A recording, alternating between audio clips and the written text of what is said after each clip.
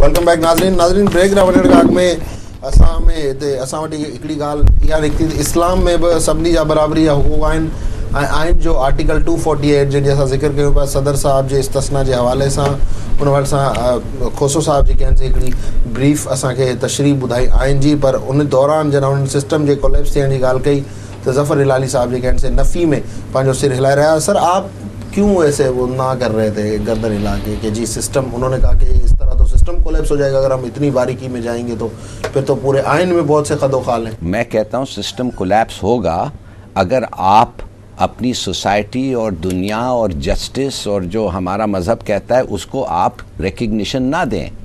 कौन सा मज़हब है जो कहता है कि एक आदमी अब वही मुल्क को जिसको उसकी ज़िम्मेदारी दी गई है कि उस मुल्क को बचाएं, उसी मुल्क को अपने पर्सनली फ़ायदे के लिए लूट रहा है? कौन सा? इसलिए कि कानून नहीं है कॉन्स्टिट्यूशन में कि इस्तिस्ना है। कौन सा? पाकिस्तान में बहुत से मुसलमान ऐसे भी हैं जो कि कुछ करते नहीं है, जो दीन में लिखा हुआ है किसी चीज़ को फॉलो नहीं करते। भाई नहीं करते, सोसाइटी की बात, देयर इज़ नो कंपल्शन इन इस्लाम, वो भी लिखा हुआ है, आप देखें इस कुरान शरीफ में पढ़ें, वो अलग बात है। मैं सिर्फ आपको कह रहा हूँ कि हर कानून के पीछे एक थॉट प्रोसेस होता है। वो थॉट प्रोसेस ये है कि एक अब्सर्ड प्रोपोजिशन जो है वो नहीं होता। मिसाल के तौर पे अगर ट्रैफिक लाइट लाल पे अटक जाए, इसके माने कि जब तक वो मरम्मत नहीं हुई आप उसको क्रॉस नहीं कर सकते, और पाकिस्तान में फिर 2 दिन आप खड़े रहेंगे कि ट्रैफिक लाइट लाल है, ऐसा तो नहीं होता है ना। तो असम्पशन ये है कि एक आदमी जिसको सदर आप बनाते हैं वो अगर अपने आप को कानून की खिलाफ वर्जी, बेसिक सोसाइटी की वैल्यूज़ की खिलाफ वर्जी, अपने मज़हब के खिलाफ वर्जी, हर चीज़ करके अपने आप को बेनिफिट करता है तो वो गलत बात है। ये नहीं कह सकते कि कानून में लिखना चाहिए देयरफॉर, नहीं, हर चीज़ नहीं लिखा जा सकता है। हम एक बेसिस पे प्रोसीड करते हैं, सोशल वैल्यूज़ पे भी प्रोसीड करते हैं। एक ये कॉन्स्टिट्यूशन जो बना है ये हमारे माहियत माने इट इज़ नॉट माहियत, इट्स अपनी सोसाइटी के लिए बना हुआ है, नॉट के एन अब्सर्ड इंटरप्रिटेशन, एक गलत इंटरप्रिटेशन या एक इंटरप्रिटेशन जो एक्सट्रीम होता है। इसलिए मैं आपको कह रहा हूँ, मैं फिर आपको जो ब्रेक में था मैंने वो पॉइंट रेज़ किया था कि जिना के बारे में, अडल्ट्री के बारे में, और इन्होंने ठीक जवाब दिया कि अडल्ट्री के ख़िलाफ़ माने क्या, जिना के ख़िलाफ़ इधर कभी कुछ नहीं हुआ है। बात असल ये होती है कि जिना के ख़िलाफ़ अगर एक अनमैरिड औरत प्रेग्नेंट होती है, आपको पता है रेप में ये हुआ है, रेप में एक आदमी ने ज़बरदस्ती इज़्ज़त लूटा है, मगर इसलिए कि औरत औंधी थी, उसको पता नहीं चला कि कौन था, तो उस आदमी को सज़ा नहीं मिला, इसलिए कि उन्होंने एक लिटरल लिखा कि 4 विटनेसेस नहीं थे। अब 4 विटनेसेस किधर होते हैं ऐसी एक्ट के लिए? मेरे ख्याल में आप देखेंगे कि ये इस्तिस्ना के बारे में जब आएगा कोर्ट ये कहेगा कि एक रैशनल और एक फिर कोर्ट बोलेगा कि सोसाइटी और ये बिल्कुल। अच्छा जज साहब ये बतायो विथ ड्यू रिस्पेक्ट, एक मिनट इंटरप्रेट कर दूं। अगर आप सिर्फ लीगली जा रहे हैं तो ये जजेस भी सब पीसीओ जजेस हैं, ये भी कोर्ट नहीं रह सकता। ठीक, लेकिन उन्होंने स्टैंड लिया ना, अब जजेस पे मत जाएं। नहीं माफ करिए, ये पीसीओ कॉन्स्टिट्यूशन में लिखा गया है। मैं जो उनसे सवाल कर रहा था ना, मैं जो उनसे सवाल कर रहा था, इसलिए मैंने शुरू में कहा with due respect of the honourable जजेस of Pakistan. No but PCO courts of the भाई ड्यू रिस्पेक्ट तो कॉन्स्टिट्यूशन का देना। कॉन्स्टिट्यूशन में लिखा गया है कि अगर आप इस तरीके से ओथ लेते हैं तो आपको U can not be a जज। ठीक, वैसे तो एग्जीक्यूटिव ऑर्डर से भी अगर आ जाए तो वो भी एक बार सही due respect of the supreme court and all courts of Pakistan. मूंखे सिर्फ़ु इहो ॿुधाए छॾियो त जेकॾहिं वाक़ई हाणे तव्हां बि हिकिड़ा मतिलबु जज रहिया आहियो, जेकॾहिं वाक़ई तव्हां जेका इंटरप्रिटेशन ॾिनी आहे लॉ जी, जेकॾहिं आउं इनखे सही सम्झां या ॿुधण वारा इनखे सही सम्झनि, पोइ माशाल्लाह चीफ जस्टिस ऑफ पाकिस्तान या हिन वक़्तु जस्टिस नासिरुल मुल्क जेके कंटेम्प्ट वारी जेका लार्जर बेंच जोड़ी वई आहे उन खे ॾिसनि पिया तो पोइ छा उन्हनि जे ज़हन में इहा ॻाल्हि न हूंदी? पोइ बार बार जेको पिंच कयो पियो वञे प्राइम मिनिस्टर खे या फेडरल गवर्नमेंट खे, भाई do write a letter to Swiss courts या why did not you write a letter to the court or to the Swiss authorities, छाजे करे? पोइ इन खे थोरो एक्सप्लेन कयो। पोजीशन इहा आहे त हाणे जेका नोटिस कॉन्टेक्ट जो नोटिस ॾिनो वियो आहे ऐं इम्यूनिटी ॿ अलॻि शयूं आहिनि, ॿिन्हिनि खे असां गॾु खणी नथा हली सघूं। गॾु कयो वियो आहे न साईं सर, गॾु एनआरओ इम्प्लीमेंट न थियो, एनआरओ इम्प्लीमेंट न थियो ऐं अॼु वज़ीर आज़म साहब उनजी वजह ॿुधाई साईं सदर खे इस्तिस्ना हासिल आहे। एनआरओ इम्प्लीमेंट न थियण जो जेका आहे उहो रीज़न इहो ई आहे त जेको स्टैंड आहे prime minister of the Pakistan जो, फेडरेशन जो ऐं स्टेट जो, उनखे उनजो मौक़िफ़ इहो ई आहे त असां एनआरओ जो जेको जे बेस ते जेको ऑर्डर पास थियो उहो हिन महिल ताईं इम्प्लीमेंट इन जे करे न थियो, जो लेटर स्विस अथॉरिटीज़ खे इन करे न लिखियो वियो जो जंहिंजे अगेंस्ट में असां इहो लेटर लिखूं हा या लिखूं था त उहो इम्यून आहे फ्रॉम प्रोसिक्यूशन। जॾहिं उहो इम्यून आहे त उहा जेका ऑर्डर आहे उहो नॉन एग्जीक्यूटिबल ऑर्डर आहे।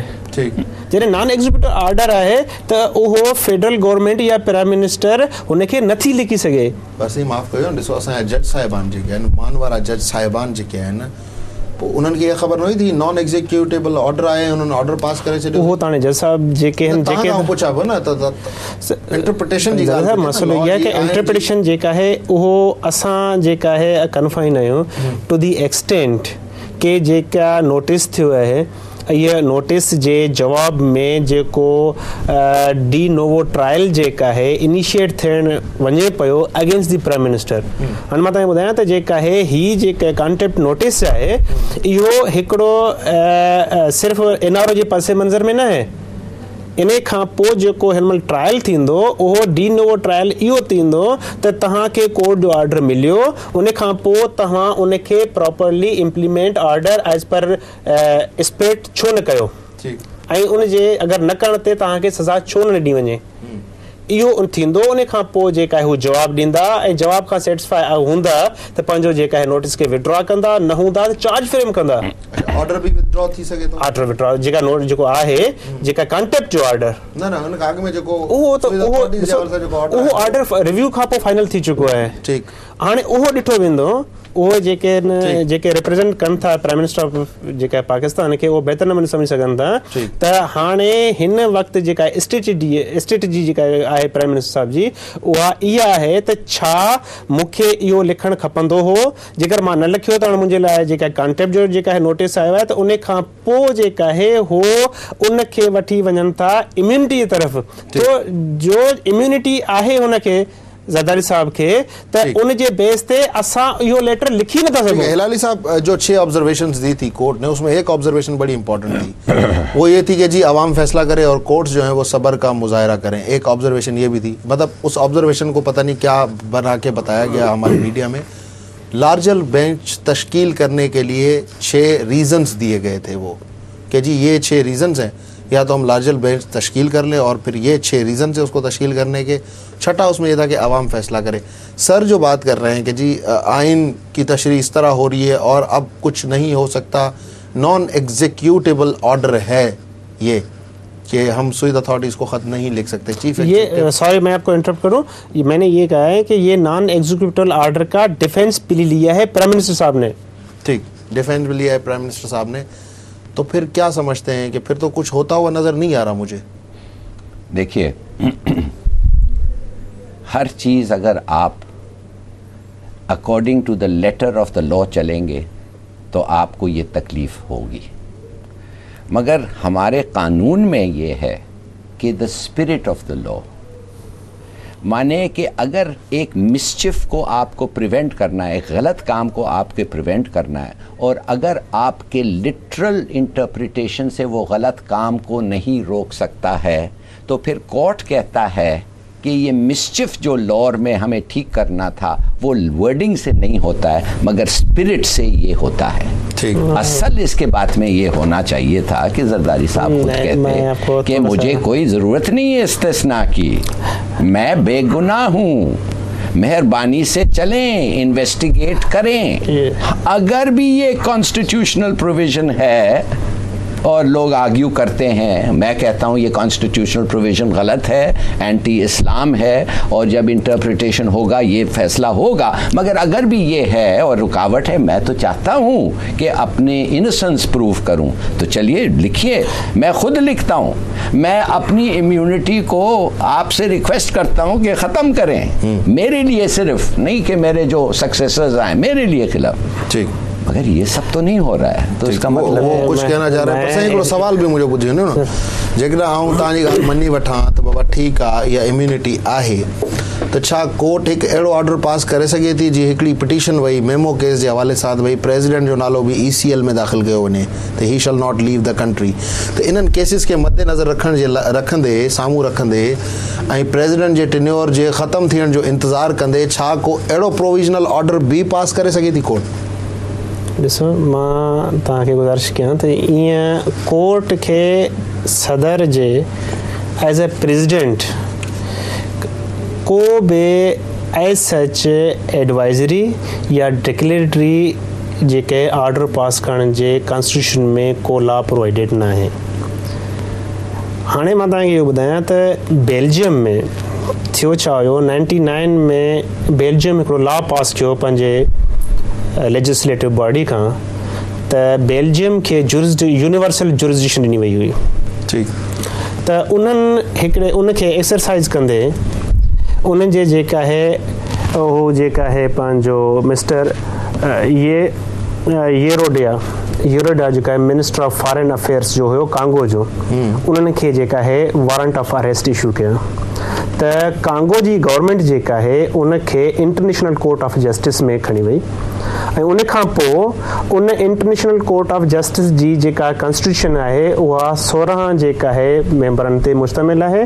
13 मेंबरनि जेका आहे इन जे कांगो जे फेवर में जेका आहे इहो जेका आहे ॾिनो जेका आहे जजमेंट ॾिनी त जेका आहे जुरिसडिक्शन जेका हूंदी आहे उहा इम्पोर्टेंस जी लेवल आहे ऐं कंहिं बि मिनिस्टर खे या जेका आहे फॉरेन जेका आहे डिप्लोमेट्स आहिनि या काउंसलर्स आहिनि या हेड ऑफ द स्टेट्स आहिनि, तव्हां उन्हनि खे पंहिंजी जुरिसडिक्शन में प्रोसीड नथा करे सघो।